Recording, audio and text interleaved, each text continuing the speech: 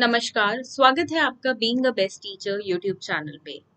आज की इस क्लास में हम करेंगे तर्क, बुद्धि तथा विश्लेषण के बीच अंतर। इससे पहले भी हमने 2 लेक्चर्स कर लिए हैं। अगर वो अंतर आपने नहीं करे हैं, नहीं देखी हैं, अगर वो क्लासेस आपने तो ज़रूर देखें। विश्वास और सत्य के बीच और ज्ञान और सूचना के बीच हमने अंतर किया है और ये पीडीएफ मैं आपको डाल दूँगी हमारे टेलीग्राम चैनल पे, जिसका लिंक आपको डिस्क्रिप्शन बॉक्स में मिल जाएगा। तो टेलीग्राम पे जाकर आप डाउनलोड कर सकते हैं ये सभी पीडीएफ, जिनमें आपको नोट्स सभी टॉपिक्स के मिल जाएंगे। अब बात करें तर्क, बुद्धि तथा विश्लेषण की, तो तर्क क्या होता है, बुद्धि क्या है, विश्लेषण क्या है, ये समझना बहुत आवश्यक है। तो पहले समझते हैं तर्क को। तर्क चिंतन प्रक्रिया का सर्वश्रेष्ठ प्रकार है। विवेक तर्क का उपयोग समस्या का समाधान में किया जाता है। देखिए, जब भी हमें किसी चीज के लिए अपनी, जैसे कि किसी यहाँ पे लिखा है कि किसी भी समस्या का समाधान चाहिए होता है, तो हम तर्क देते हैं, या अपनी बात हमें सत्य प्रूफ करनी होती है कि हम सत्य कह रहे हैं या क्या उस बात के पीछे कितना सत्य है कितना नहीं है, तो हमें तर्क देने पड़ते हैं। यह व्यक्ति के उसके बाह्य वातावरण से समायोजन में अपनी प्रमुख भूमिका का निर्वाह करता है। विवेक तर्क की प्रक्रिया से प्राप्त परिणामों से निष्कर्ष निकाले जाते हैं। देखिए, तब भी हमें किसी चीज पर विश्वास होता है, सत्य का पता करना होता है, तो उसके पीछे एक तर्क जरूर होता है। और तर्कों के द्वारा ही देखिए कितना हम निष्कर्ष निकाल सकते हैं, क्या चीज सही है, क्या गलत है, कितना सच है, कितना झूठ है। यह एक जटिल मानसिक प्रक्रिया है जिसमें मस्तिष्क के व्यवस्थित स्वरूप का प्रयोग होता है। तो मस्तिष्क का कि हमारे मस्तिष्क का एक तरह से हम बोलते हैं टेस्ट होता है, कि उसे पता लगाना होता है कि जो तर्क दिए गए हैं सही है या नहीं, और जो सत्य बोला जा रहा है उसके पीछे जो तर्क छुपे हैं वो उसके सत्य को प्रूफ करने के लिए, सत्य को लाइक साबित करने के लिए सही है या नहीं है। तर्क की परिभाषाएं यहाँ पर कुछ हैं। तर्क की विभिन्न परिभाषाएं निम्नलिखित हैं। देखिए, आप एक परिभाषा भी एग्जाम में लिख देते हैं तो बहुत है। अगर आपको तकलीफ परेशानी होती है, बहुत स्टूडेंट्स मुझे बोलते हैं कि हमसे परिभाषाएं डेफिनेशन याद नहीं होती है, तो कोई आवश्यक नहीं है। अगर बिल्कुल ही आप याद नहीं कर सकते हैं तो ना करें, अगर कर पाते हैं तो 1 से 2 कर लें। तर्क की विभिन्न परिभाषाएं निम्नलिखित है। डार्विन के अनुसार तर्क एक विशेष प्रकार का चिंतन है जिसमें निष्कर्ष आधारिका के आधार पर प्राप्त किए जाते हैं। वहीं मन के अनुसार तर्क व्यक्ति के विगत अनुभवों के आधार पर किसी समस्या का हल ना होने की दशा में पूर्व अनुभवों का व्यवस्थित कर विश्लेषण द्वारा समस्या का समाधान प्राप्त होने की स्थिति है। वहीं क्रूज के अनुसार अलग यहाँ पे परिभाषा दी गई है जो कि कुछ इस प्रकार से है। यह तर्क एक अंतर्निहित व्यवहार है जिसमें अनेक प्रतीकों का प्रयोग किया जाता है। तो उपयुक्त परिभाषाओं के आधार पर कहा जा सकता है कि तर्क एक उद्देश्यपूर्ण चिंतन है। मतलब आपको सोचना समझना पड़ता है तर्क में, तभी आप ये पता लगा सकते हैं कि तर्क की प्रामाणिकता कितनी है कितनी नहीं है। तर्क से ही पर्यावरण की जानकारी व मस्तिष्क की सूचनाओं को विशेष नियमों के अंतर्गत उपयोग करते हैं। अब तर्क की कुछ विशेषताएं यहाँ पे हैं, तो ये आपको जरूर लिखनी है, इनको अच्छे से जरूर याद करें। तो तर्क की कुछ विशेषताएं इस प्रकार से हैं। तर्क एक उद्देश्यपूर्ण प्रक्रिया है, जैसा कि ये परिभाषाएं पढ़ के भी पता चला कि तर्क के पीछे कुछ ना कुछ उद्देश्य छुपा होता है, तो यह एक उद्देश्यपूर्ण प्रक्रिया बिल्कुल है।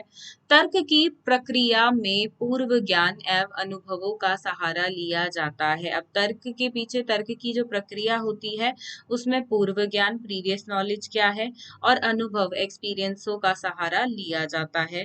तर्क के लिए मस्तिष्क को संगीत रूप से व्यवस्थित होकर प्रयास करना पड़ता है। अब यहाँ पे मस्तिष्क को एक तरह से व्यवस्थित होकर एकजुट होकर काम करना पड़ता है, सोच विचार करना पड़ता है। तर्क में सदैव निष्कर्ष निकलता है। तो तर्क जब हम ये प्रक्रिया करते हैं, कर चुके होते हैं, तो कोई ना कोई निष्कर्ष जरूर निकलता है। तर्क हमें एक ना एक, हम बोल सकते हैं, कंक्लूजन तक, जिसे हम निष्कर्ष बोलते हैं, वहां तक पहुंचाता है। तर्क एक नियंत्रित, चयनित एवं चरणबद्ध चिंतन प्रक्रिया है। तो बिल्कुल। अब तर्क के प्रकार यहाँ पर है, आगमन तर्क और निगमन तर्क, दो तरह के तर्क होते हैं। ठीक है, तो इसका आप यहाँ पर फ्लो चार्ट जरूर बनाएं, फ्लो चार्ट इसका जरूर बनाएं। यहाँ पे ऐसे ही लिखा है, परंतु आप इसको इस तरीके से दो हिस्सों में बांट कर तब आप इसका फ्लो चार्ट बिल्कुल बनाएं। ठीक है, आगमन तर्क की बात करते हैं। आगमन तर्क में उपलब्ध जानकारी का तथ्यों एवं प्रमाणों से निष्कर्ष निकाला जाता है और यहाँ पर है व्यागमों का प्रतिपादन किया जाता है। काफी शुद्ध हिंदी है, हम शॉर्ट में समझेंगे बिल्कुल। अधिकतर वैज्ञानिक अन्वेषण एवं आविष्कार आगमन प्रकृति के होते हैं। साधारण घटनाओं के आधार पर सर्वमान्य नियम बनाने का तरीका आगमन तर्क में प्रयुक्त किया जाता है। इस प्रकार आगमन तर्क एक विशिष्ट प्रकार की चिंतन प्रक्रिया है, जिसमें घटनाओं के प्रत्ययों को वर्गीकरण करके उनके मध्य कार्यकरण संबंधों का व्याख्या की जाती है और नियमों का प्रतिपादन किया जाता है। अब देखिए, यहाँ पे मैं बिल्कुल सिंपल शब्दों में समझाऊंगी, इतनी बुकिश लैंग्वेज है, वैसे लिखना भी ऐसे ही पड़ता है, पर सिंपली हम समझेंगे कि आगमन तर्क क्या है और निगमन तर्क क्या है। देखिए, इनको इंग्लिश में बोला जाता है इंडक्टिव और डिडक्टिव, इंडक्टिव और डिडक्टिव लॉजिक। इसमें होता है, एक में हम सामान्य से बोले तो विशिष्ट की ओर बढ़ते हैं, मतलब जनरल टू स्पेसिफिक बढ़ते हैं, और वहीं निगमन तर्क की बात करें तो वहां पे विशिष्ट से सामान्य की ओर हम बढ़ते हैं। तो वही है आगमन तर्क और निगमन तर्क। पॉइंट टू पॉइंट आप अपनी लैंग्वेज में इसको समझा सकते हैं। अगर आप लिख देते हैं इतना भी कि आगमन तर्क में हम सामान्य से विशिष्ट की ओर बढ़ते हैं और निगमन तर्क में हम विशिष्ट से सामान्य की ओर बढ़ते हैं, तो उतना लिख देते हैं तो वो भी काफी है। अब बात करते हैं विश्लेषण की। देखिए, तर्क के बारे में हमने देखिए कितना कुछ किया है। तर्क के बारे में, तर्क का पहले अर्थ आप लिखेंगे, उसकी परिभाषाएं अगर आप लिख सकते हैं तो 1 से 2 लिख दें, इससे ज्यादा लिखने की जरूरत नहीं है। उसके बाद उसकी विशेषताएं। अब प्रकार को आप ज्यादा नहीं, 2 से 3 लाइन में लिखकर खत्म करें। ठीक है, अब इसके बाद विश्लेषण क्या है, ये इस टॉपिक पे हम आएंगे, विश्लेषण पे। विश्लेषण एक जटिल विषय को छोटे छोटे भागों में तोड़ने की प्रक्रिया है, मतलब जिसमें हम छोटे छोटे भागों में एक कार्य को बांट देते हैं या एक विषय को, किसी भी चीज को बांट देते हैं, वही विश्लेषण है। तथ्यों को व्यवस्थित कर उसका मूल्यांकन तथा विभिन्न घटकों को तोड़कर उससे अंत संबंधों के उजागर कर एक निश्चित परिणाम पहुंचाना ही विश्लेषण कहलाता है। यह कारण प्रभाव संबंधों को समझकर समस्या का हल करने या निर्णय करने के लिए आधार प्रदान करना है। सिंपल शब्दों में समझेंगे। विश्लेषण का अर्थ होता है, अगर मैं इंग्लिश में बताऊं तो ब्रेक डाउन, और हिंदी में अगर इसकी बात की जाए तो विश्लेषण का अर्थ है तोड़ना, मतलब उसको टुकड़ों में करना एक तरह से। और अब उन टुकड़ों को जब हम किसी भी चीज को, देखिए, जब कोई उलझी हुई चीजें होती हैं तो हम उसको टुकड़े कर कर समझते हैं। अब टुकड़ों को कुछ इस तरीके से उनका संबंध बनाया जाए कि हम किसी निर्णय तक पहुंच सकें, किसी समस्या का हल कर सकें, उसके हल तक किसी समस्या के पहुंच सके, तो वो प्रक्रिया कहलाती है विश्लेषण की प्रक्रिया। अब ये बहुत जरूरी है कैसे कैसे कार्यों में। अब अगर आपने पुलिस वगैरह सीआईडी वगैरह को देखेंगे तो वो छोटी छोटी कड़ियां जोड़ते हैं और फिर किसी निर्णय तक पहुंचते हैं। अगर आपने सीआईडी वगैरह के एपिसोड्स अगर आपने देखे हो तो वहां पे आपने देखा होगा वो छोटी छोटी कड़ियां जोड़ते हैं, बातें जोड़ते हैं, इंसिडेंट्स जोड़ते हैं और फिर एक स्टोरी बनाते हैं। और लाइक स्टोरी तो कोई उनको बताएगा नहीं, चोर कभी ये बताएगा नहीं या मर्डरर बताएगा नहीं कि मैंने क्या प्लान बनाया था, तो प्लान के छोटे छोटे हिस्से उन्हें पता चलते हैं, उनको जोड़ते हैं और फिर वहां तक पहुंचते हैं। तो ये विश्लेषण के अंदर आप इसको कैटेगराइज कर सकते हैं। अब विश्लेषण की भी यहाँ पे कुछ परिभाषाएं लिखित हैं कि एक ही है यहाँ पे, अगर आपको लर्न होती है परिभाषाएं तो इंक्लूड करें, वरना आप नहीं इंक्लूड करेंगे तो भी चलेगा। विश्लेषण की विशेषताएं बहुत जरूरी हैं, विशेषताएं आप स्किप नहीं कर सकते हैं। विश्लेषण की विशेषताओं की बात करें तो विश्लेषण वैज्ञानिक विधियों का प्रयोग करता है, तो वैज्ञानिक विधियां हैं और तभी देखिए ऐसे बड़े कार्यों में भी इनका इस्तेमाल किया जाता है। इसके अंतर्गत अनुभव जन्य तथ्यों के आधार पर मूल्यांकन किया जाता है, तो मतलब तथ्यों के आधार पर, फैक्ट्स के आधार पर यहाँ पर मूल्यांकन होता है। तो जैसे सीआईडी वगैरह तथ्यों को देखते हैं और फिर किसी ना किसी निर्णय तक पहुंचते हैं, निष्कर्ष तक पहुंचते हैं।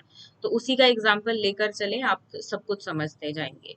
सामाजिक विज्ञान के विश्लेषण से प्राकृतिक विज्ञान के विश्लेषण से भिन्नता होती है, तो सामाजिक विज्ञान और जो प्राकृतिक विज्ञान है तो उसके विश्लेषण में यहाँ पे बताया गया है भिन्नता होती है। तो दोनों का हमें पता है कि सामाजिक विज्ञान और विज्ञान दोनों एक दूसरे से भिन्न है। योजनाबद्ध परिवर्तन प्रक्रिया में विश्लेषण का उद्देश्य निर्णय लेने की सुविधा है। विश्लेषण व्यवहारिक अनुप्रयोग के लिए अनुमुख होता है। तो ये सब हम पढ़ चुके हैं, इजी है। अब मेन चीज पर आते हैं, वो है तर्क एवं विश्लेषण के अंतर। तो यहाँ पे 4 हैं, तो तर्क और विश्लेषण एक एक करके समझते हैं। सोच समझ निष्कर्ष निकालने की मानसिक शक्ति को तर्क कहते हैं। जब भी देखिए कि सोच समझकर किसी बात पर हम पहुंचे तो वही है तर्क। अब कोई चीज आपको पता चलती है और उसके पीछे कई बार हम सोचने लगते हैं कि ये हुआ तो कैसे हुआ, तो हम तर्क निकालने लगते हैं कि ऐसा हुआ होगा, इसलिए ऐसा हो गया होगा। किसी भी देखिए आप रोजमर्रा की जिंदगी में ही ऐसे तर्कों को इस्तेमाल करते हैं कि किसी ने हमसे झूठ बोला तो क्यों बोला, उसके पीछे क्या तर्क होगा, किसी ने कोई बात छुपाई तो उसके पीछे क्या तर्क होगा, अगर मुझे ये चीज नहीं मिली तो उसके पीछे क्या तर्क होगा। तो ऐसे बहुत से एग्जाम्पल्स आप अपने से ही निकाल सकते हैं कि तर्क क्या है आखिर में। विश्लेषण की बात करें तो उपलब्ध तथ्यों के विश्लेषण का एक निश्चित परिणाम देना विश्लेषण है। जब बहुत सारे तर्कों को जोड़कर, या हम बोल सकते हैं टुकड़ों को जोड़कर, जब हम एक विश्लेषण तक ही पहुंचते हैं, अलग अलग कड़ियों को जोड़ते हैं। जैसे कि कौन करता है, एग्जाम्पल मैं आपको स्टार्टिंग से एक दे रही हूँ, जैसे कि सीआईडी के द्वारा किया जाता है। यह वैज्ञानिक ज्ञान के लिए आवश्यक होता है, तो तर्क वैज्ञानिक ज्ञान के लिए बहुत आवश्यक है। जितनी भी देखिए साइंटिफिक वैज्ञानिक चीजें हैं वो हमेशा तर्क पर ही चलती हैं, विश्वास पर कभी नहीं चलती हैं। विश्लेषण में तथ्यों को समझने हेतु विश्लेषणकर्ता को तथ्यों से संबंधित अनुभव की आवश्यकता होनी चाहिए। अब देखिए किसी वैज्ञानिक तथ्य के बारे में विश्लेषण करना है तो वो एक साइंटिस्ट कर पाएगा, वैज्ञानिक कर पाएगा। क्यों कर पाएगा एक साइंटिस्ट? क्योंकि उसको वो एक विश्लेषण करता है और उसको उन तथ्यों के बारे में अनुभव है और जो उसके बारे में संबंधित जानकारी है वो उसको है। तर्क उचित एवं अनुचित दोनों प्रकार का होता है, तो उचित भी होता है, अनुचित भी होता है। वहीं पे बात करें हम विश्लेषण की, तो विश्लेषण सभी प्रकार से तथ्यों का किया जा सकता है। कैसे भी देखिए, चाहे उचित तथ्य हो या अनुचित तथ्य हो, तो वो सभी उनसे सभी से ही विश्लेषण हो सकता है, तथ्य किसी भी प्रकार का हो। हम देखते हैं कई बार सीआईडी वगैरह में हमें ये दिखाया जाता है कि वो जब कड़ियां जोड़ते हैं, अलग अलग तर्कों को जोड़ते हैं, तो कई बार उसमें झूठ तर्कों को भी जोड़ देते हैं जो उनको केस को सुलझाने में लाइक गुमराह कर देते हैं, सही जगह तक वो नहीं पहुंच पाते हैं। तो ऐसा क्यों होता है? ऐसा हो जाता है किसके? अनुचित तर्कों के कारण। ठीक है। तर्क व्यक्ति के ज्ञान एवं उसके समानुसार प्रस्तुत करने की क्षमता को प्रदर्शित करता है। वहीं पे विश्लेषण व्यक्ति के अवबोध समझ प्रदर्शित करता है तथा विभिन्न तथ्यों में सह संबंध को बताता है। अब ज्ञान को और उस ज्ञान को समय अनुसार प्रस्तुत करता है व्यक्ति को तर्क। अब यहाँ पे थोड़ा सा इस तरीके से समझने में मुश्किल होगी, तो इसको एग्जाम्पल के थ्रू ही समझेंगे।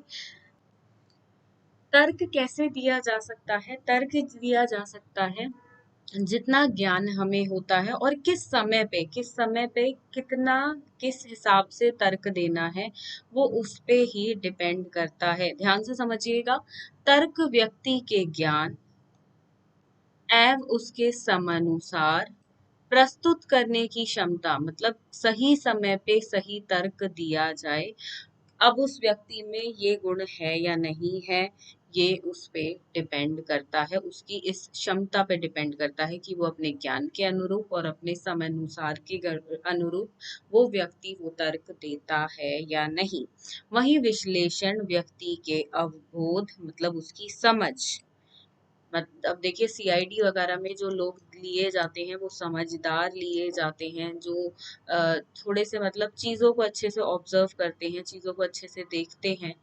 तो एक एग्जाम्स भी लिए जाते हैं, इंटरव्यू भी लिए जाते हैं, तब कहीं जाकर आप इस ऑर्गेनाइजेशन का पार्ट बनते हैं। तो समझ आपके अंदर होनी चाहिए और समझ प्रदर्शित करता है तथा विभिन्न तथ्यों में संबंध को बताता है। अब आप जो अलग अलग तथ्य होते हैं, मतलब अलग अलग जो तथ्य आपके पास हैं, उनको जोड़ के एक स्टोरी बनाने की क्षमता आप में कितनी है, कैसे आप उनका विश्लेषण कर सकते हैं, साथ में जोड़कर एक बात बता सकते हैं, उस पर भी डिपेंड होता है। तो थोड़ा सा ट्रिकी टॉपिक हम इसको बोल सकते हैं, क्योंकि जितने भी शब्दों का यहाँ पर प्रयोग होता है वो सभी सामान्य लगते हैं, परंतु सब सामान्य है नहीं, सबके बीच अंतर आपको लिखना पड़ेगा। जिस भी किसी के बीच आपसे अंतर पूछा जाए, जैसे यहाँ पे विश्वास और सत्य के बीच पूछा गया था, तो पहले विश्वास के बारे में लिखें, फिर सत्य के बारे में लिखें और फिर इस तरह से बॉक्स बनाकर उन दोनों के बीच अंतर स्पष्ट करें। तो ये तरीका आपको अपनाना है। तो यहाँ पर समाप्त करते हैं आज का ये लेक्चर। एंड हमने तीनों अंतर कर लिए हैं। ये पीडीएफ आपको मिल जाएगा कल हमारे टेलीग्राम चैनल पे, आप वहां से डाउनलोड कर सकते हैं। Thank you for watching this video and do share this video with your friends and subscribe to this YouTube channel which is Being a Best Teacher. Thank you.